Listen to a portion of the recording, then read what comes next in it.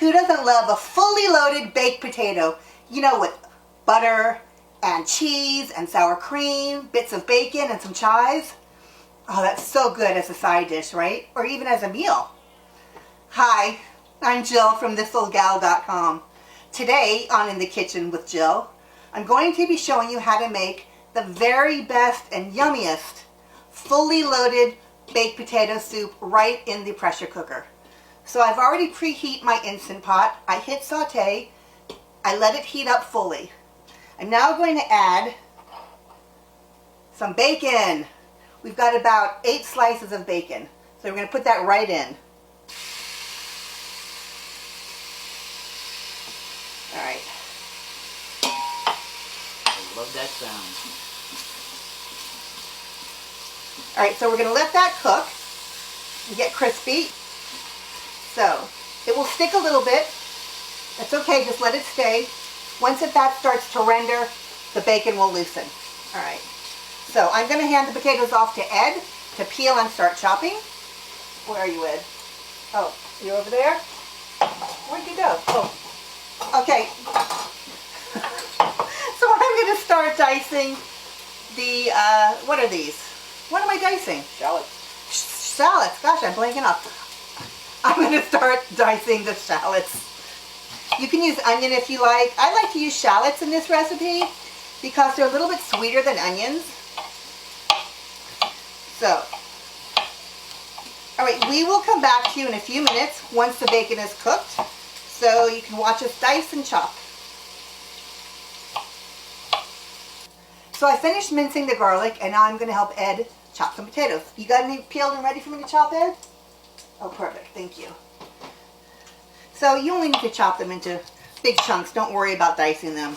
You know, once we use the immersion blender, they're going to be very small anyway. If there's any bad spots like this on your potato, just cut them out and put them aside. You don't want that. And then we'll put them in a bowl, and we're ready to cook. Okay, as soon as the bacon is done, we will take it out. Okay, so the bacon is nice and crisp. We're going to take it out now and put it on a plate lined with a paper towel. Oh, here it is. Thank you very much.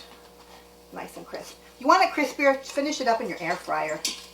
So I'm going to hand this pot off to Ed, and he's going to dump out all the grease and just leave 1 tablespoon. So we just want a little bit of the flavor in there. Okay, so there you go. Just leave me 1 tablespoon. As soon as that comes back, we are going to add a stick of butter, which will deglaze the cooking pot. So I'm going to put the butter in to the pot, just like so. See all those brown bits? I'll come right up with the butter. Okay. Thank you. All right, so push it around. The butter will foam up, and we will add some shallots. That's nice. It's all coming up now.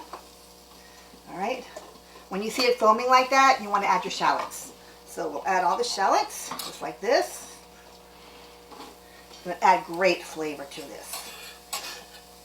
Don't worry, you won't have any chunks. They will completely disappear in the soup.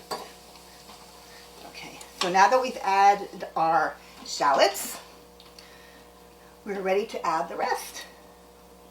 I want to make sure though first that everything is deglazed and not stuck on the bottom. Okay, this little bit's not going to kill you. Okay, so now we're going to add garlic. I'm going to add a little bit of pepper, freshly ground black pepper, about 1/2 teaspoon. You can add more if you like. We like a lot of black pepper on our potatoes, so. Okay, and then I'm going to add about 2 teaspoons of sea salt. So there's 1, and there's 2. And then I'm going to add about 1.5 teaspoons of some fresh chili paste. I use Sambal Oelek because it gives a very nice flavor. It's a nice pure chili taste. It's not going to make your soup hot. You can leave it out if you want. You really want to taste it. It kind of just ups the flavor.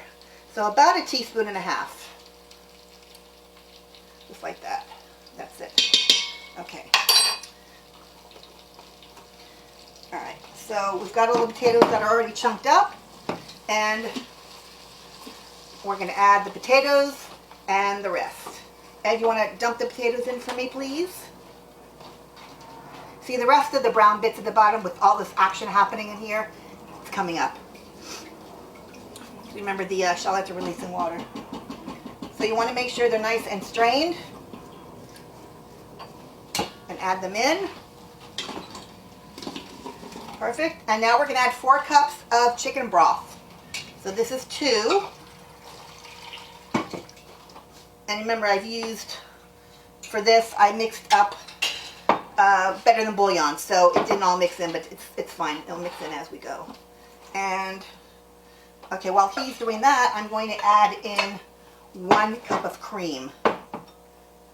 You see that? Another 2 cups just appeared, just like that. Okay, so we're going to add the rest of the chicken broth. Just like that. Okay. Oh, it looks wonderful. Now this cream, we're using heavy cream. As long as you use heavy cream, there's enough fat in it that it won't curdle or it won't break or look all funky like you sometimes will see if you use milk or half and half. So if you want to use milk or half and half in this recipe, you're going to need to add it in after pressure is released. So remember, heavy cream can go in the pressure cooker, no problem. All right, so now we're going to put the lid on. I'm going to lock the lid in place. You'll hear a little ding, ding, ding. Turn it. You're going to push the pressure valve away from you so that it's sealed. You'll notice the float valve is down. We're going to hit cancel, and then I'm going to hit the pressure cook or the manual button, and I'm going to change the time to 5 minutes. Okay, we're back. We've let the soup cook under pressure for 5 minutes. After it beeped, we're going to let it naturally release. You can let it release up to about 20 minutes if you like, and then release the pressure valve. If you want it sooner than that, like after 10 minutes, just slowly do an intermittent pressure valve release like this, and then let it go. So we're going to let it go and let the rest of the pressure out, which is pretty much out already. So we're going to wait for the float valve to go down. The float valve has now dropped, so it's safe to open the pot. You don't want to open the pot if this little float valve is still up. So slowly open the pot with the lid away from you. And let me put this over here. So now we're going to take a spoon. We're going to mix it up a little bit. Let's get it mixed up. Oh, Ed is here. Ed looks like he wants to do the immersion. Do you know why he wants to do it? You know why he's grabbed it before I had a chance to get it? Do you want me to tell you why? I make a huge mess. Anyway, so we're going to take sour cream and we're going to put it right in here. Ed, you're very funny. You trying to avoid a mess? You need to come on camera. The less cleaning I have to do, the better. Okay, so we're going to process this with the immersion blender until it's nice and creamy. Go for it, Ed.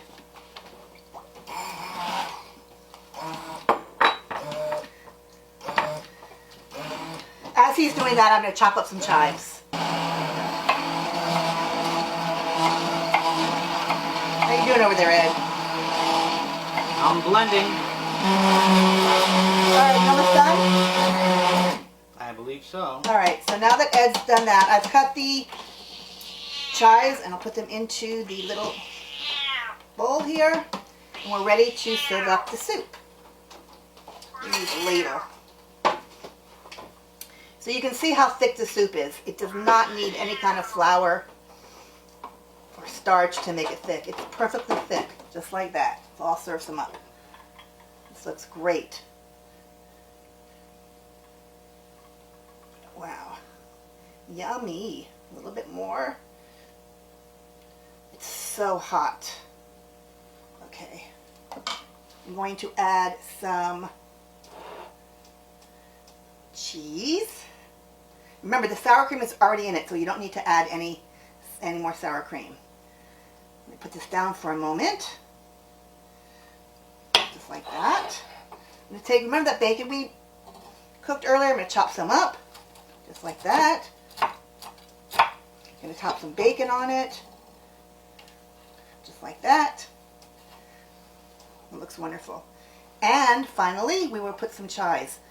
Chives. This is a fully loaded baked potato soup. How wonderful does this look? So good. I think I need to try that. Okay. Okay. Let me grab you a spoon. There's your spoon. Here you go. It's very hot. Be careful. I burned my finger.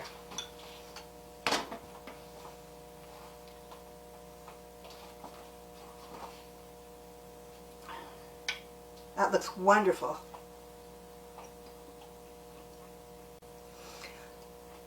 Okay, so Delicious. this is great for a cool night, nice and hearty soup. When it's real cold outside, it just warms you on the inside. So while Ed is eating, let us know what you think about this video in the comment section below, and make sure to hit the subscribe button so you don't miss out on more videos like this one. As always, you will find lots of useful tips and information about the recipe, along with lots of photos of the recipe right on my blog, thisoldgal.com. There's always a printable recipe card with easy to follow step-by-step directions at the end of every post.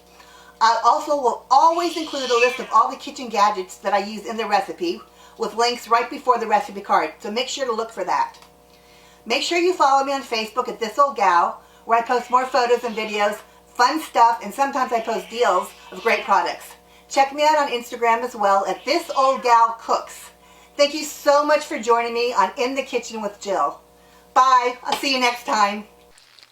Hey everybody, Ed here. Be sure to follow us on social media and we'll see you in the next video.